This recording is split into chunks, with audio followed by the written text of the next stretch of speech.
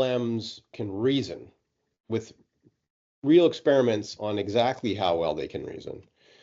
We'll then talk about large language models in the context of operating like agents in text worlds, interacting with websites as well.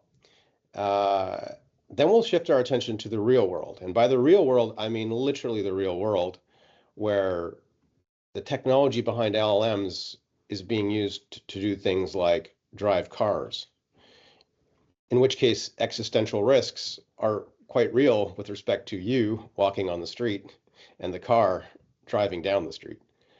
And so this talk is going to mix some original research from my own group, as well as comments on the broader community. And so some of you may have heard of this idea of a shoggoth. This is a science fiction character that is an amorphous blob that has eyes all over it. And sometimes this cartoonish monster is used as an analogy to what happens when you create a modern large language model. You train it on the internet, and it has no coherent personality when it's done in that initial training form. And it can easily be prompted to behave in the way of many of the things that it's seen online. And as you know, if you go online, there's many bad things and many good things online. So you can easily convince an LLM to do many different things and to behave aggressively or nicely. And the processes that modern LLM goes through to transform it into something more like a coherent, helpful assistant is what I'll touch on in just a little bit of time. Typically, to be more specific about how this is achieved, there's a phase of what we sometimes think of as unsupervised learning, but I prefer to just think of it as predicting the next token, using as much data as possible. Typically, it's a considerable fraction of the internet completely in some cases, or close to it, with certain kinds of filtering, of course. But you're ultimately just, the objective function is just to predict the next token. But in contrast to what people used to do, for example, 20 years ago, Google computed Google N-grams, where they could go, far back as what's the probability of the next word given the previous 10 words. But if you just write those down as probability tables and you have a vocabulary of 100,000 possible words, the number of parameters you need to estimate in terms of just the probabilities in such tables explodes very quickly. And so you can't really encode much context if you do a naive encoding of just the frequencies.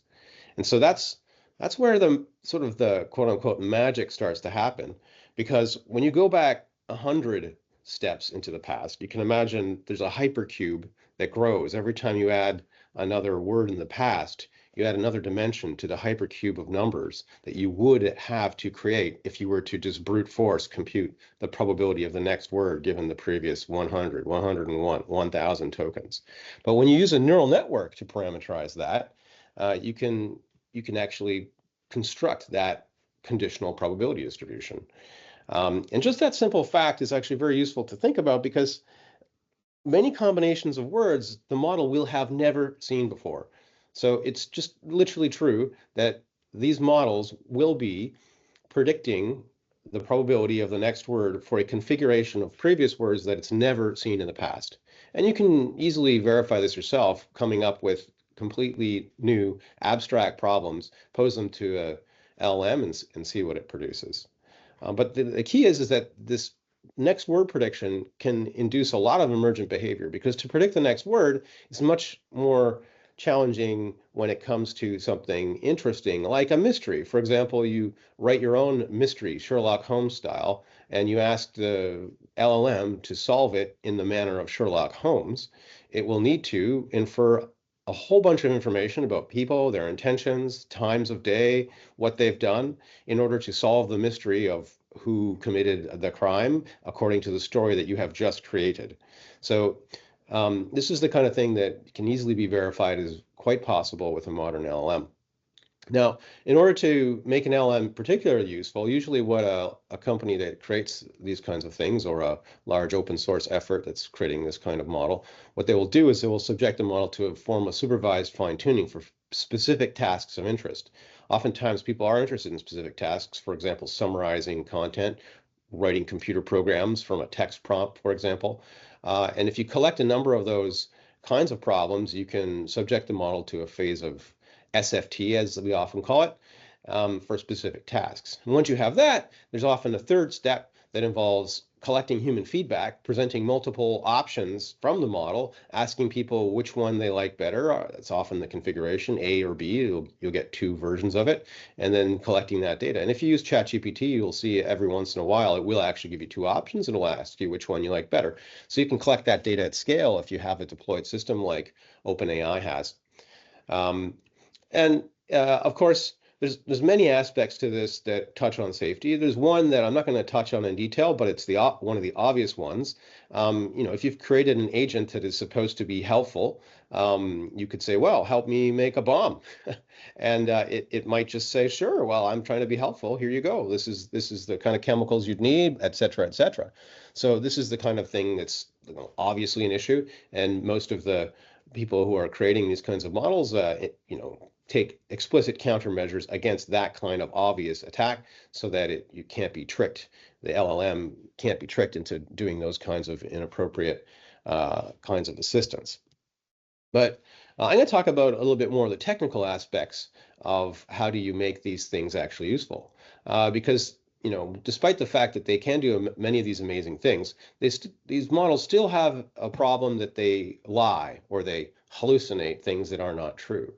And this was particularly acute in a model that Facebook released 2 weeks roughly prior to ChatGPT being released, where the reaction by the community was quite different. They ended up only having it up for 3 days because they had focused it specifically on science. And as we know, scientists are quite used to being very rigorous in their evaluation of the truth of anything, because they serve as peer reviewers, and they're very good at detecting something that's not correct. And so a very prominent scientist played around with this model released by Facebook prior to ChatGPT called Galactica. And what did he find? Well, when he tried to get the model to talk about estimating body shape under clothing from an image, it produced a reasonable abstract of something that might exist. It gave a citation to it. It said, well, there's a paper called Accurate Estimation of Body Shape Under Clothing from a Single Image by this person here. And that article just didn't exist. And this researcher became quite upset about this fact and about the implications of this. If this kind of technology was being used widely, it could start to slip into the peer-reviewed literature because it'd be hard to detect, and people might start realizing that they're citing work that doesn't even exist. And so that really was a very different reaction compared to what the world gave to ChatGPT, which is kind of strange, right? But I think perhaps it also prepared the community for the idea that these models are not yet 100% accurate, and the expectation that they would be at the time that ChatGPT was released wasn't quite as high as maybe it might have been had this other project not shown some of the limitations of language models when you're talking about things that need to be correct, like science and facts and mathematics, et cetera, and research. And so we actually have been working on that problem similar problems for a long time. We made one of the first papers that wrote its own abstract. About 5 years ago, we put on the archive a paper in which the abstract was written by the algorithm described in the paper.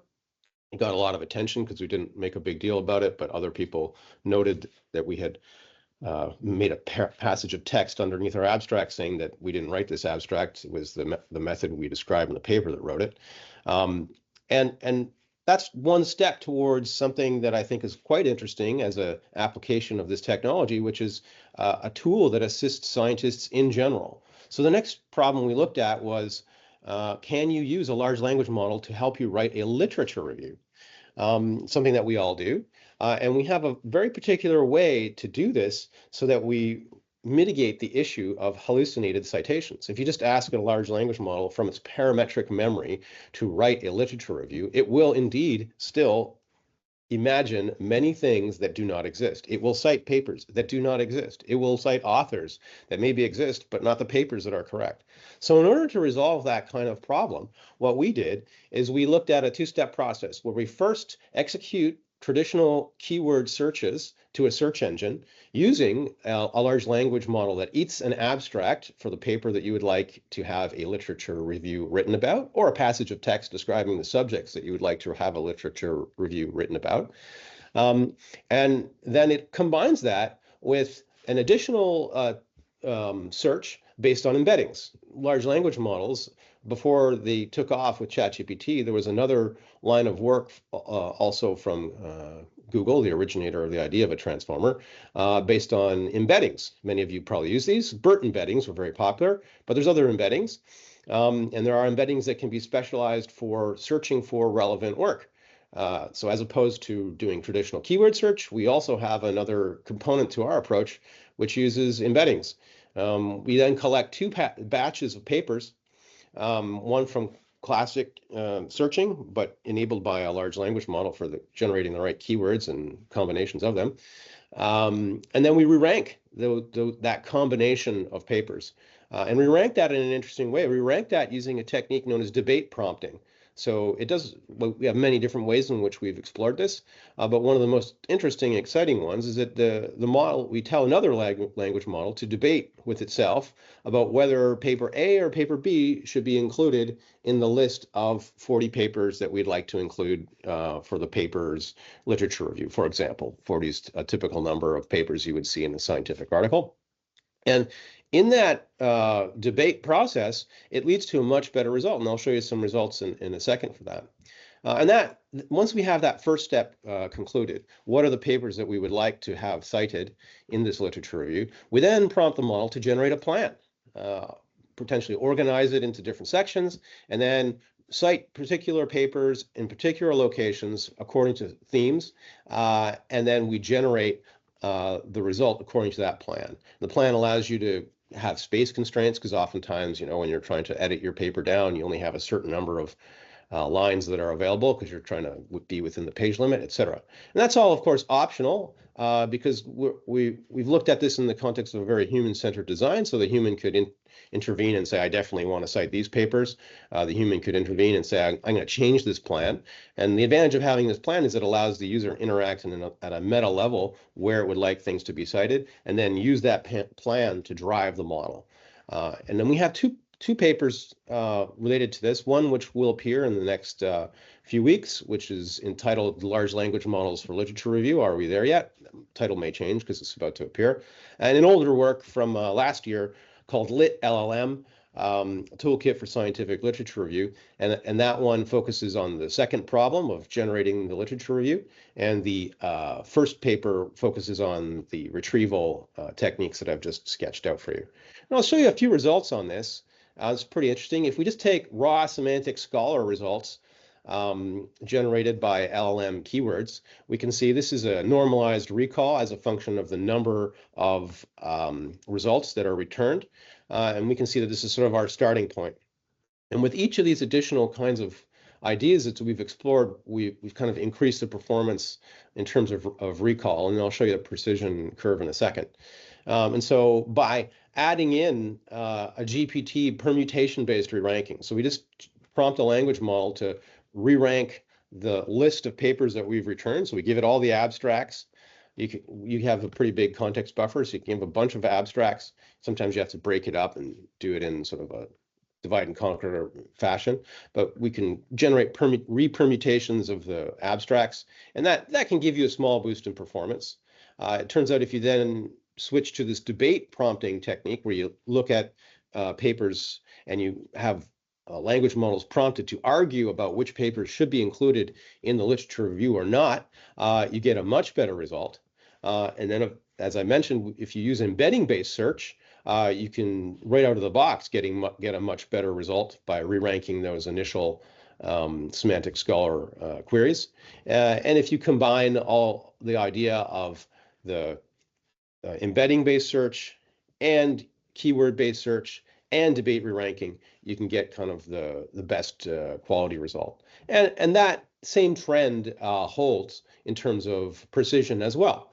The precision and the recall properties of the keyword versus embedding search are slightly different. So when you create an ensemble via debate ensembling, which is an idea we've proposed in this work, you can get a much better result. We're all used to, well, many of us are used to the idea of ensembling. We just take the weighted average of the prediction of two models. But in the world of LLMs, an ensemble can be created by an LM literally debating which thing is more appropriate to have on the literature review in the way that two authors might debate about what papers should be included in their literature review.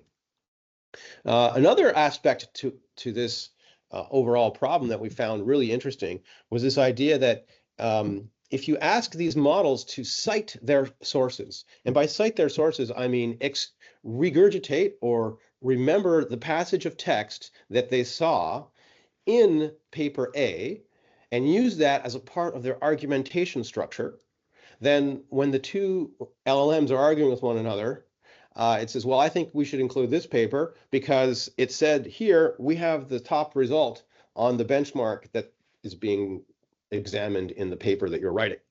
If you include those kinds of references to passages of text and ask the models to re-express those passages of text exactly, and if they don't express it exactly, you then reprompt the model because it's likely in error because it hasn't got it right, then it looks like the automatic hand gesture recognition was turned on. So if you don't include that, then you get a worse performing model. And so it just like politicians, if politicians were forced to cite their sources regarding the amount of exports or imports that a particular country is supplying to their country, then perhaps their argument structure would be more coherent and they would lead to a better result. So just like humans should be citing their facts, LLMs should be citing their facts to improve the overall result of a discussion between LLMs at arriving at the best result that's most coherent with the ground truth. And in here, the ground truth is whatever the human was who created a real literature review that corresponded to the abstract that we are looking at in our evaluation. So in order to make sure that there's no contamination, all of the experimental work that I've presented just until now uses a very interesting protocol whereby we take the most recent papers that have appeared on the archive in the last month, and we only evaluate on those because anything prior to that may actually have been used to train the large language models that we're evaluating. And so that's another component of this kind of work that is important to account for because there's a lot of test set contamination issues with large language models where they've effectively trained on the test sets and the evaluations, either intentionally or usually inadvertently, because on the internet there's many people and they may have included some parts of evaluations in their GitHub repository and it just wasn't detected by the algorithms. So the second part of this approach that we examined is if once you have those lists of papers, can you generate a plan for your literature review and then follow that plan, citing particular articles at particular locations, and you provide the abstracts of those articles as additional context. So you have a plan and you have the real abstracts for the papers that you're intending to cite derived from the previous search procedures. And if we do this, we evaluate a whole bunch of models in this setting. We see that the use of that plan increases the quality of the models as evaluated using a Rouge score. And we see that we can also do that with open source models like Llama and get a pretty reasonable result. GPT-4 at the time was the best model for this kind of task, as many people have likely found with their own experiments. But you can get pretty far with an open source model. And in the end, we can also just be very direct and ask people with a user study, do you think that there are fewer hallucinations in example A or example B? And using this planning technique, we can dramatically reduce hallucinations. And we get that by asking people to detect those hallucinations. And this kind of idea has really exploded in interest, in fact. And there are many systems now. OpenAI released Deep Research. Google has a product called Notebook LM, where you can upload multiple papers into an interface and then engage in a full dialogue about those papers, asking questions, summarizing content. They use a similar technique to what we used, where they cite passages of text. You can click on these numbers and then see the exact text that justifies that result. So this is a general trend, and it's being used to increase the factuality of models by many different groups. And in fact, this is a very well-known approach. It's an instance of a well-known approach in a sense. What I've just described for you is something known as a retrieval augmented generation technique, or a RAG technique. You'll probably see this a lot online. And it's a well-known technique to make models more factual by not having to rely on their parametric memories, but place into their immediate context information that is believed to be true, and then asking the model to draw from that information so that it doesn't deviate from things that are believed to be true.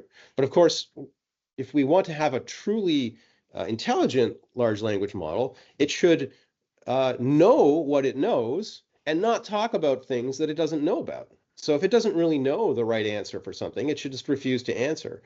And it also should improve its knowledge of certain subjects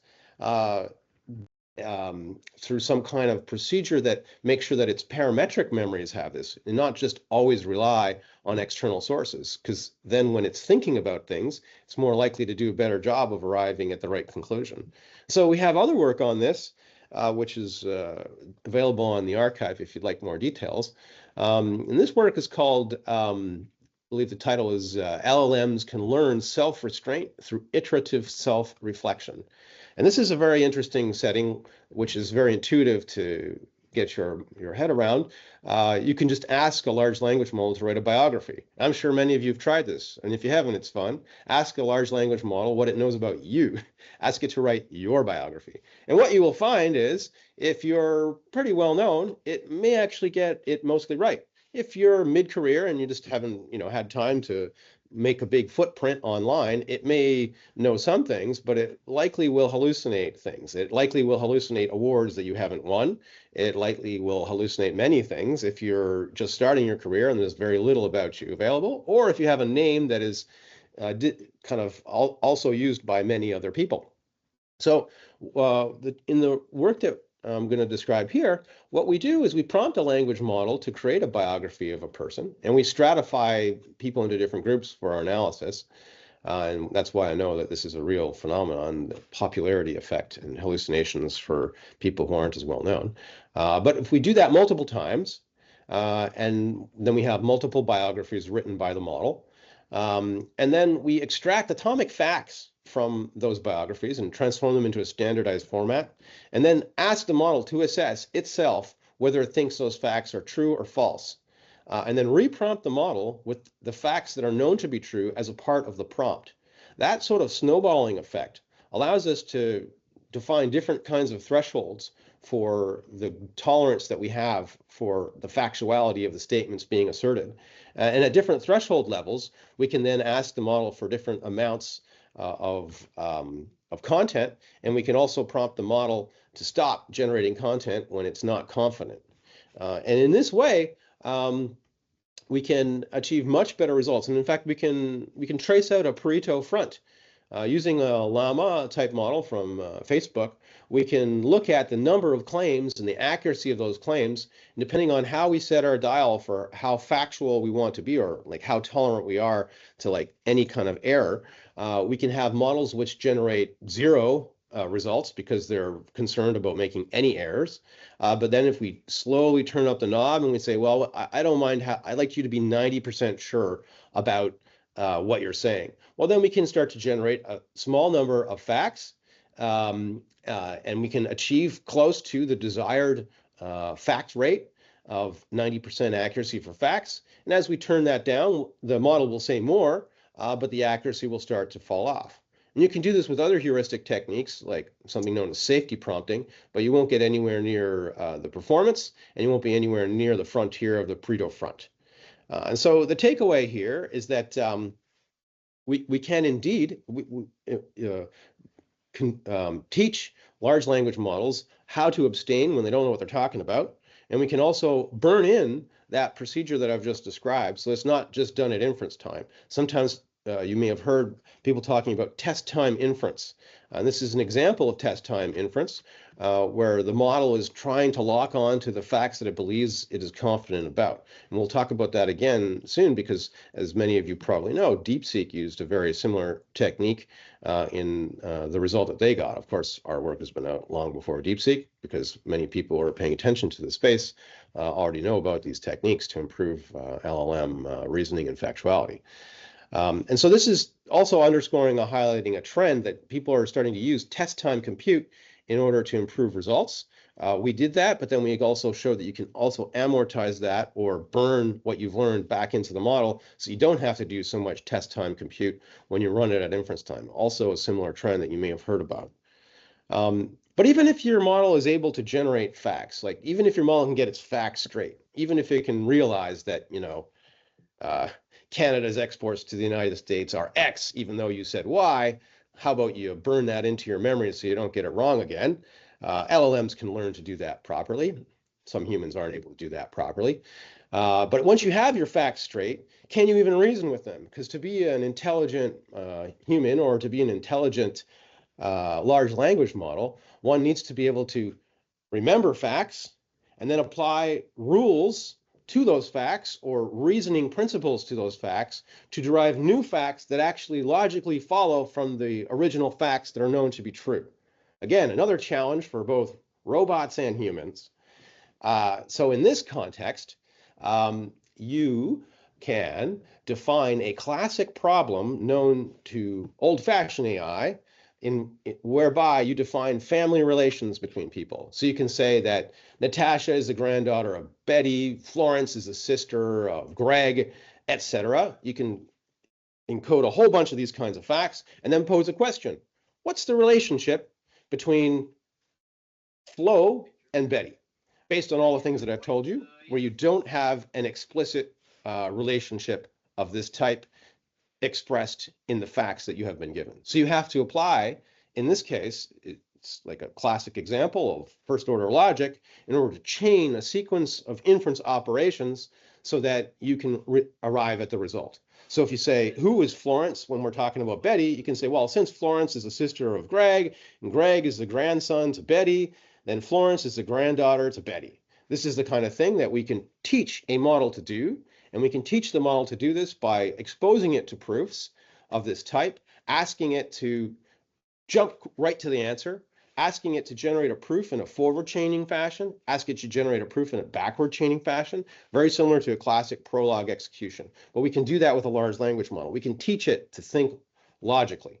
And it turns out you can also do this where you hide that information, not just as atomic facts, you put it into stories. So we had Amazon Mechanical Turkers invent stories around the underlying facts, like Martha was walking in the forest with her daughter, confusing information that of the type that you would see in a typical story or in the real world of natural language.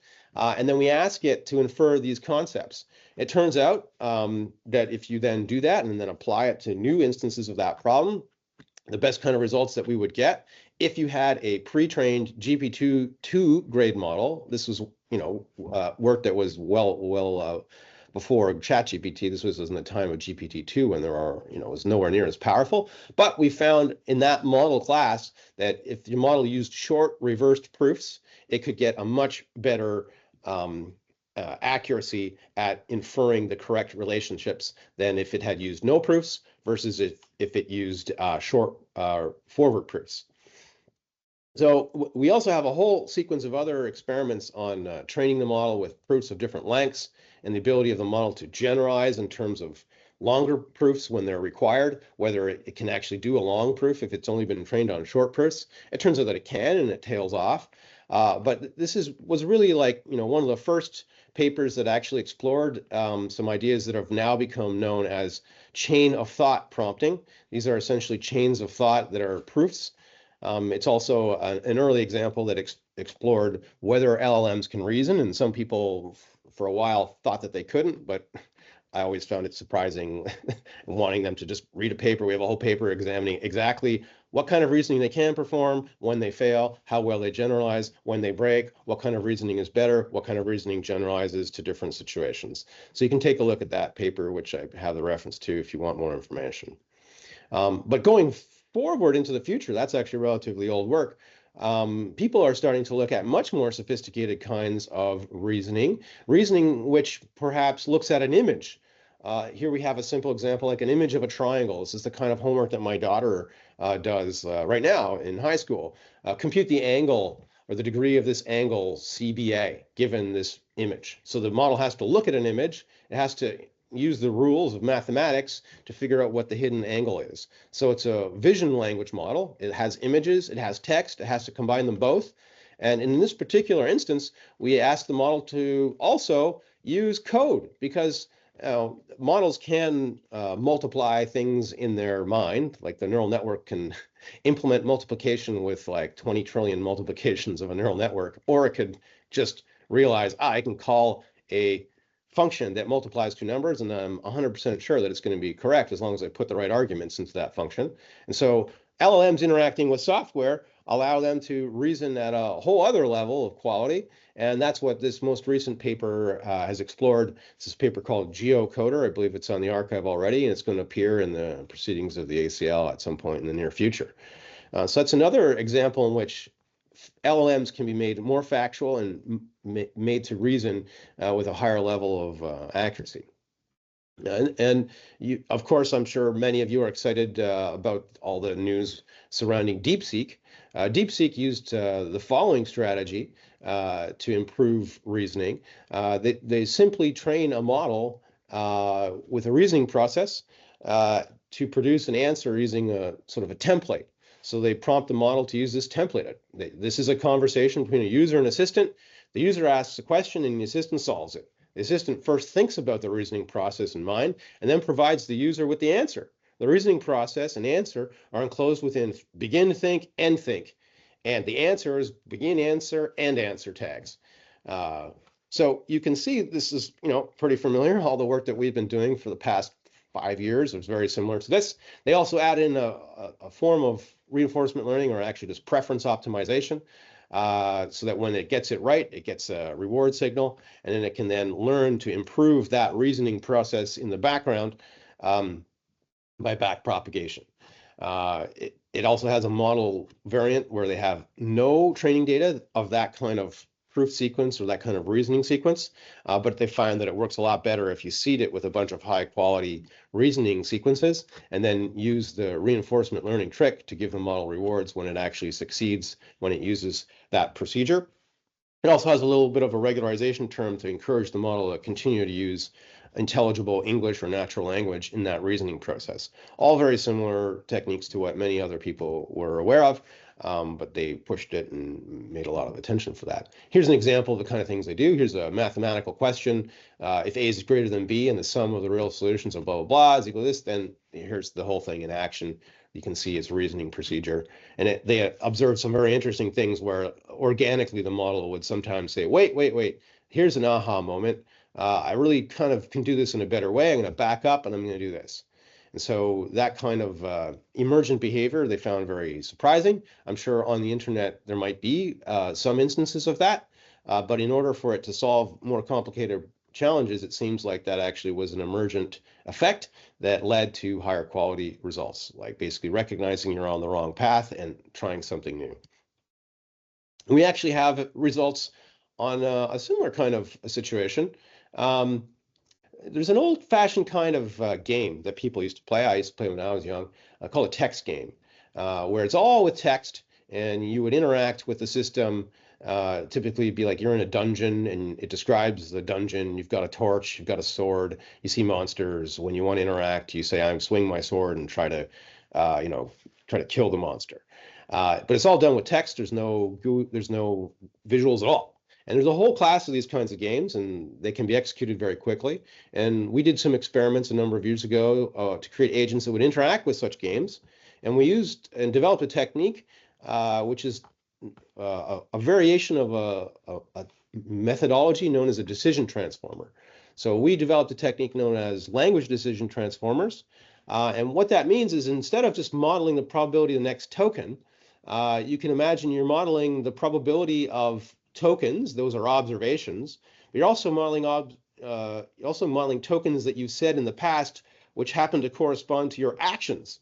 So in the context of reinforcement learning and using a sequence model, the distinction between whether the actions you take, you're no longer in a video game with a visual interface where you have a joystick and you're going up, down, left, right, fire, everything's in text. So your actions are just text. They're just other tokens.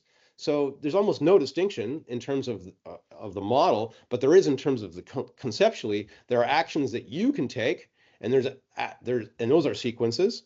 And there's also sequences that describe what the environment looks like and what happened as a result of the actions you previously took. So if you pack all that into a sequence model, like a large language model style sequence model, you can then use that same technology. But you can also augment it with yet another component where you can have goals. The goals could be numeric. So you can say, if you keep track in a game as to whether you're winning the game, you get points, or if you have a trajectory and if at the end you won, you can spread the rewards along a sequence that was a successful path and reward the agent along the intermediate steps. And you can think about those as rewards, or you can think about whether the final trajectory actually led to the conclusion of the game where you won. And you can use a model that has that structure and to control an agent in a different way than just through prompting. You can basically say, I would like you to take the actions in this game which lead to you winning the game. It turns out that if you train a model from walkthroughs, people who've actually done a good job at the game, with a little bit of then additional trajectories where you've walked off the trajectory and you've kind of taken a wrong path, then just the typical maximum likelihood learning can learn how you would get back onto the path. In the same way that DeepSeek was learning, oh, it's an aha moment, I got to try something else. If you're in a text game and you open door number 2 and you should have opened door number 1, by being exposed to a little bit of random exploration, our models could learn, oh, okay, I really should get back onto the golden path. I really shouldn't have, swung my sword at the wizard. I should have talked to the wizard because he's going to help me. And so these experiments show that you can actually achieve those kinds of gains from a combination of traditional, what's known as imitation style learning, and random exploration, and then this new formulation of decision transformers with reward conditioning. And then we can use a trick that weights the model towards the highest possible reward that is actually probable. And that technique is known as exponential tilt. And that, of course, is just a proxy for something we really care about, because we don't really care about games. We like to care about agents that do real things. And if you're interacting in a text environment that is essentially encoding a user interface, or say it's an API system, or say it's some combination of the two, then all those experiments we're doing in text worlds, many of those insights can now be applied to information agents that interact with GUIs, that interact with API calls, interact with users, and then instead of swinging your sword and drinking a potion, you're clicking on this part of the screen, or you're typing something into a command line argument, etc. And there's a recent interesting evaluation introduced by my colleague Siva Reddy called web links, which defines many different tasks interacting with websites along the lines of what I've just described. And going further, one can imagine a world in which there are agents operating on behalf of many different people doing many different tasks.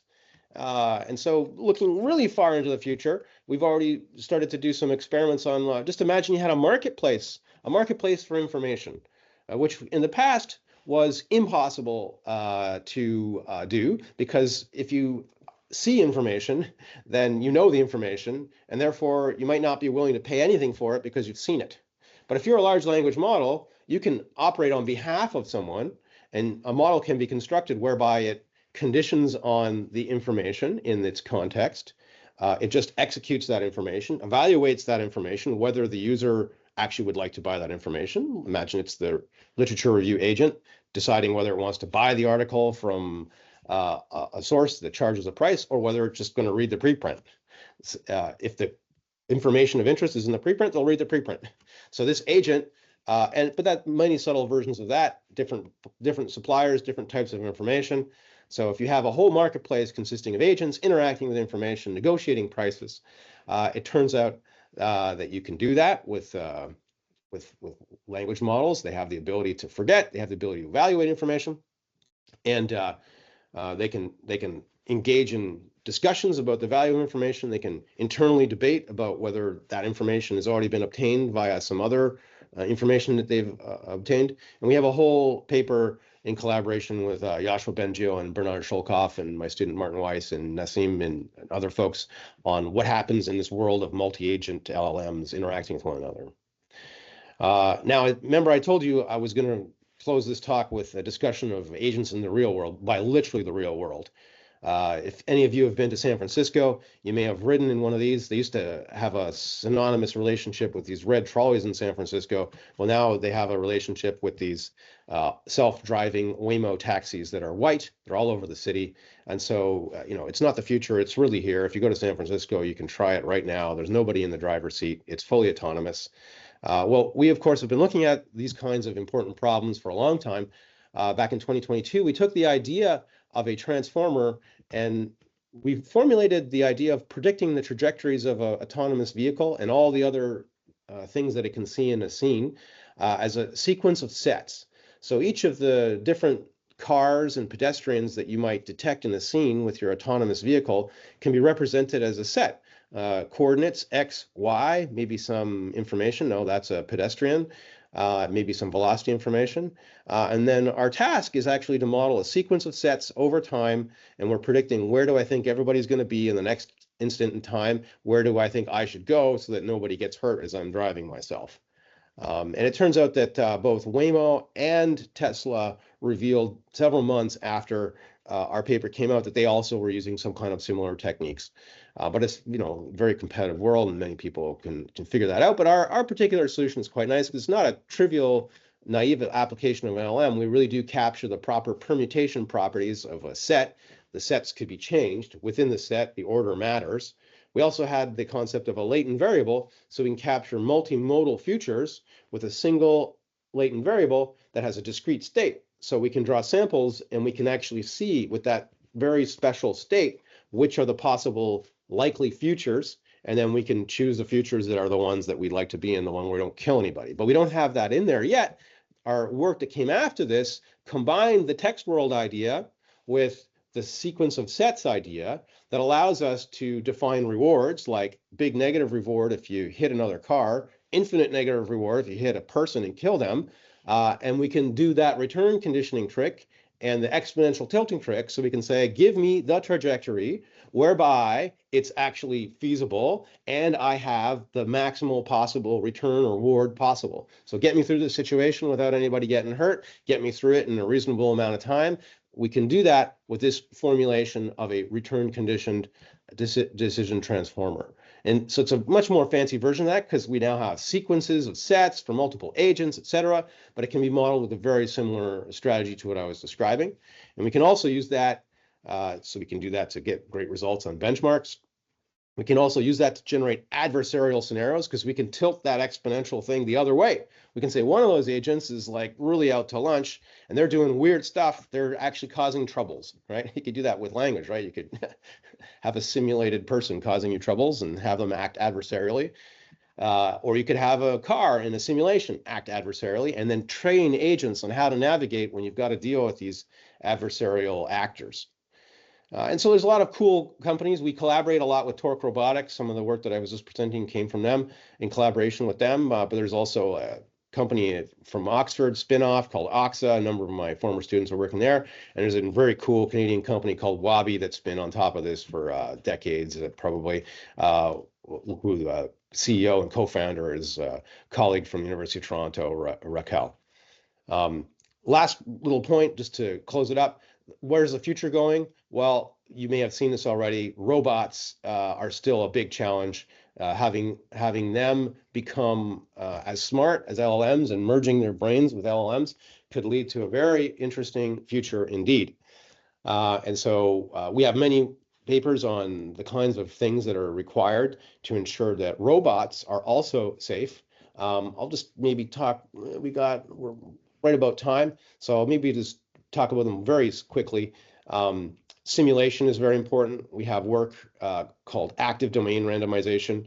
OpenAI had a very similar paper called adaptive domain randomization. Here again, thankfully, we were many months before them with our work, but the idea is very similar. Explore randomized versions in simulation of your environment that are hard for the current model. Do that actively, don't just randomly sample. If you do that, when you try to transfer the model to the real world, you have a much better job of transferring. And that's all I'll say about that. We have other papers on that theme as well. But just to recap, we've talked about the standard way to train a AI, as we call them, using a language model. We've talked about how to reduce hallucinations. We looked at reasoning in some detail. We've talked about how agents can be constructed from large language models, and they can be operating in the web, and they could even, using a very similar technology, be controlling the autonomous car driving down the road. And in many of these cases, we've seen a common theme of making these models robust. We want the model to be robust to an out of distribution setting, or to like a new biography where you haven't got much training data, or to a new configuration of cars and pedestrians that you've never seen before. Going even further, the last most advanced topic we've talked about is, well, what happens in these multi-agent settings when many agents are interacting with one another? Could there be emergent dynamics that could lead to unexpected situations? And that's a very hot subject of research that I'm exploring, and many others in my group are as well. And with that, that's it for me, and I'll maybe go over some of the questions that came up. Sorry, I was just leaving them to the end just to keep the flow and keep the speed up. Thanks a lot. Yeah, thank you. Sorry, thank you. I don't have any more voice. Sorry. Thank you very much. A lot of material that was very rich. Yeah, I see people uploading. There are not many questions on the chat. I try to have my reaction and then leave the floor to others. So I think technology can do, and you have ways to make them not without hallucination, more safer, etc. On the other hand, I have read recently the safety report by Yoshua Bengio and many colleagues produced for the Action Summit, which says that there are many uncertainties and many controls that are not efficient for, let's say, putting things as safe as possible. So do you have any views on this, what I feel as some kind of contradiction?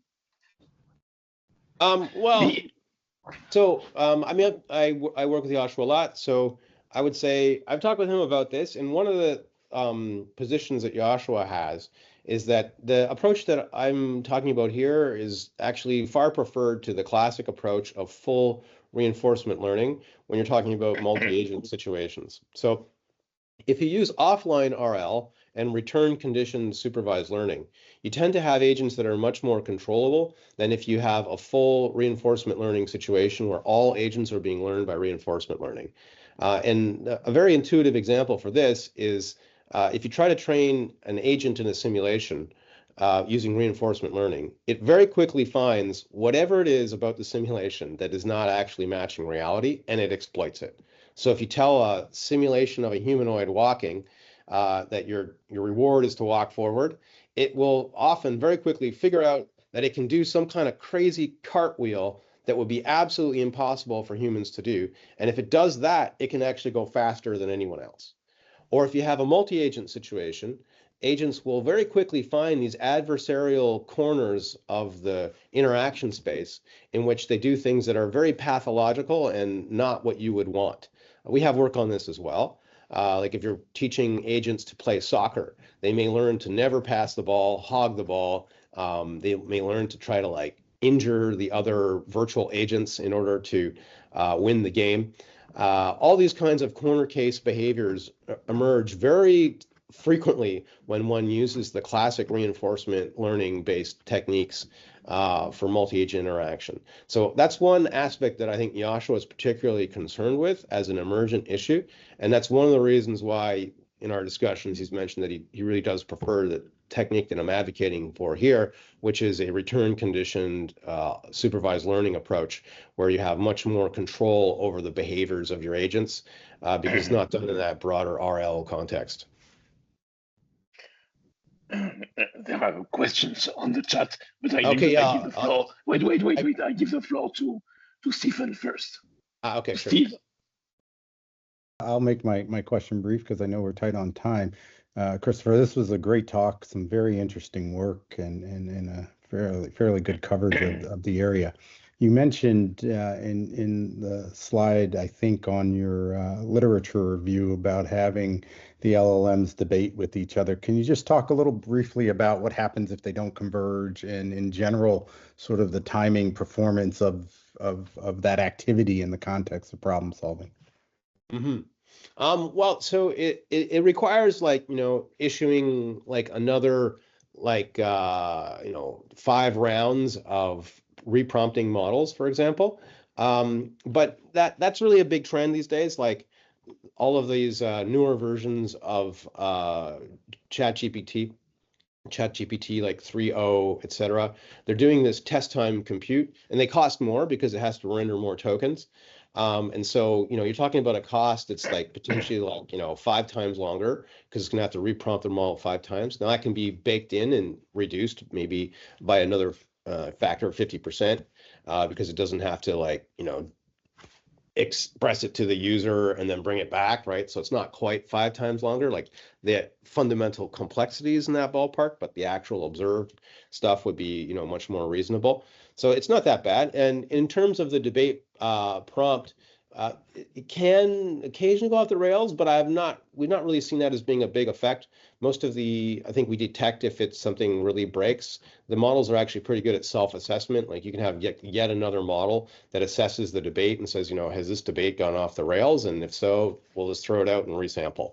And so it's kind of amazing that you can do this, but that's a very common trend. And in the past that wasn't possible, but now, like, just because whenever you reprompt a model, it's like a giant ensemble. It's almost like a different model. So it's very different to say, like, take a look at this debate that you see before you and assess whether it's gone off the rails. Like, you'll get a different result than if you tried to do that in a different way, where you said, like, to the debaters, if you think this debate's gone off the rails, raise your hand, right? You get a different result with those different prompts. And so by having these different kinds of checks for these different prompting schemes, essentially, and context packing, you can get a pretty reliable result from the experiments that we've seen. Hey, thank you. That's a great answer. But since I cannot speak, may I ask you to look at the comments in the chat and answer them directly? Sure. And then maybe Brian will ask a question. Yeah, I think Brian's got his hand up. Yeah. Yeah, Chris, fascinating talk. I really enjoyed the talk. You just cover everything that's happening right now, and it was very interesting to see a lot of your work that was like earlier than some of the current trends we saw in some of the recent literature. One thing in particular, Chris, that I want to ask you is, like, so reinforcement learning and kind of using that in a kind of physical world, robotics or sort of self-driving keeps coming and going back, like, and all the time, like, there's this whole discussion, is it safe to use this or not? It's kind of been around for several years, I guess, like I would say last 7-8 years. So I think one challenge that has been always there is, like, how to have provable guarantees or sort of epsilon guarantees that, like, the probability of accident under the learned policy would be less than certain sort of probability. So it's one thing to kind of make something robust and test it over a lot of simulation and say, hey, this was great, or the simulation did this. But, like, I guess, like, the part that's kind of like a little bit scary for me always, like, it's one thing to use it in the context of large language models, which is sort of like they're not actually taking any actions with the real world. But, like, I see, like, the part that's very interesting on your work to me, like, you kind of, it seemed to me you're alluding to use this on the context of, like, autonomous driving and kind of provide safety there. So what in particular in your recent work sort of inspires that kind of address this probabilistic guarantee, or do you touch that at all? Well, so the problem with proof of, like, so you can have empirical results over many experiments where you like just get numbers that say like what's the probability of an accident, and in due to the complexity of these kinds of environments, that's likely going to be a strategy that's a little bit more aligned with the complexity of the problem. Like you could have a proof, like a old-fashioned sort of formal methods or a logic proof, but typically like the models that you're dealing with are so complex that those proofs are just like not feasible for the complexity of the problem that you're dealing with. And so the empirical experiment is likely the way that most places are going to have to go. Like at least if you're using an abstracted meta representation, you could, and we're getting close to it, you could show that like you can train a model in the bounding box world under a degree of variation to adversarial scenarios that it never has in that context of that made an error. So you can essentially overfit your training set. Of course, you have to have a out of distribution validation set, but then maybe even if you get perfect on that, there's yet another out of distribution validation set. And so the situation often aligns much more with the typical situation of evaluation in machine learning. Because like if you have a proof, most people who do kind of proof style analyses don't think in terms of like, well, what if the distribution changes and now all of the properties are actually different? So you have to like, you have to follow the same procedure. You have to have proofs that are on a training set or a context for the proof, right? So a restriction on the domain of discourse, et cetera, that's the training proof.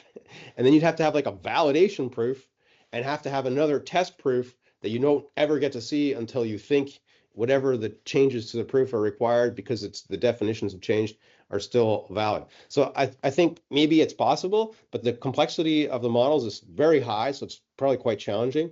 And it would have to be done in that more traditional kind of machine learning context of train, valid, test, even if it is a proof. And we see that because that's kind of what we did in that logic setting, right? We said like, I've trained you to do proofs, right, of length 5. I didn't show the results, but then I say like, well, you've never seen a proof of length 8, right? Can you still do it? And so even if you could prove your model, even if you could prove your proof procedure can do it for 8, you'd have to have a proof by induction that it could do it for any number of them. And then you'd also have another proof that says like, well, what if like you've got this weird situation where the person isn't your father or your mother because they're transgender, right? And all of a sudden, boom, it just blows up completely. So stuff like that are like a lot of the issues that come up.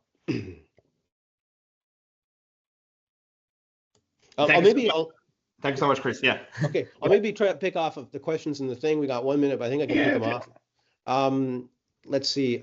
So I haven't heard of this N8N agent. So I haven't tried that. Okay, I'm interested because, sorry, we are implementing this in Germany and I'm building workflows with this software. You can use it on-premise and build AI agent and use different language models. And yeah, the options are infinite. And yeah, because I'm curious what you are doing, it was very interesting what you told us in your presentation, but I had the feeling you also built it something like AI agents, which are workflows, for example, or complex tasks. Yeah. I mean, we have a whole set of, if you type my name in workflows, you'll see whole papers on that subject. So you can take a look for that. And I haven't heard of that N8N, but there's a lot of software packages out there that allow you to like call many agents in one standardized interface, and that's a big advantage. I'm just going to pick off these other answers really quick because I can do them quick. Do you have an on-premise solution software or only in cloud? Because we need on-premise because of data protection or export controlled things. Right. Yeah. So, yeah. I don't know as much about that. I mean, yeah. Sorry, I just don't have like good answers for that because this just exploded. There's so many different providers these days. So I'm just gonna. Okay. If that's problem. Cool. I just want to. Great. I'm just going to pick off this other question. Why is it low precision? And that comes up all the time with that work. So 2 factors. One factor is, we compare with respect to the entire literature review list, and you actually cite many other papers that are not just in your literature review. So there's actually all the papers that are cited in the rest of the article are in that list. And so we're never going to get those because we're not writing the rest of the paper. And the other thing is like, well, there's another factor is like temporal aspects. So we have a lot of papers that we don't track the temporality. So we may be suggesting to cite papers that came out after your paper because it's harder to keep track of that. So that they might be in the mix as well. And also, it's just fundamentally a subjective thing. Like it actually may be outperforming you because everybody's biased, right? Like you cite your buddy's paper because you know them, not because like you're being mean. It's just like you know them because you work with them, right? There could be somebody at some very obscure university who has much more relevant work and they use slightly different words to describe it. So it may actually be doing like better than people and may actually be less biased than people. So there's also potentially an effect there. Okay, so presentations. I'll give you a copy of this thing, and I can maybe make a reference list as well. Yes. And experience with small models for RAG architectures. Yeah, small models can do better with RAG. RAG just like makes them much bigger. So yeah, it's one way that people try to get away with smaller models is to use a RAG technique. All right, I think that's all the questions. If some people need to go, they can go. Thank you. Thank you very much. I think it's time to move to the second talk. Thanks a lot. So thank you very much. I'm giving the floor to Daniel. I don't know. I am not able to introduce you, Daniel. Yeah, thanks. It's okay. Is gone. I can use it. Yeah, no problem. Great. I'm going to split. Bye. Bye. Thank you, Chris.